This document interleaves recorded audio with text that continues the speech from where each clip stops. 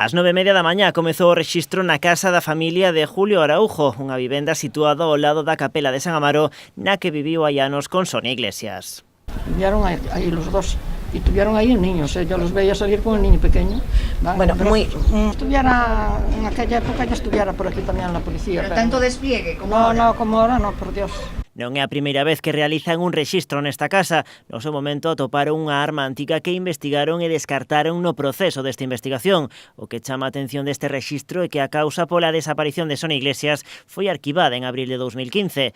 Neste proceso estiveron presentes ao longo da xornada a Unidade Especial da Policía Científica do Laboratorio de Investigacións Especiais. Por aquí tamén pasaron ao longo da mañá 3 camións de bombeiros e o comisario da Policía Nacional de Pontevedra, que estivo presente pola mañá e tamén volveu pola tarde. Fontes xudiciais confirman que a causa está reaberta. De momento, a información que temos é que hai 3 focos de investigación: fosa séptica, un pozo e un burato que cavaron na finca onde intentan buscar pistas sobre o paradoiro da pontevedresa desaparecida no 2010.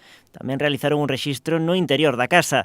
No interior, a policía sacou numerosas caixas e bolsas. O rexistro comezou ás 9:30 e en todo momento estivo presente Julio Araujo, que, segundo fontes xudiciais, colaborou coas pesquisas permitindo o acceso á vivenda. Tras un parón ao mediodía, os axentes retomaron os rexistros ao redor das 5 da tarde.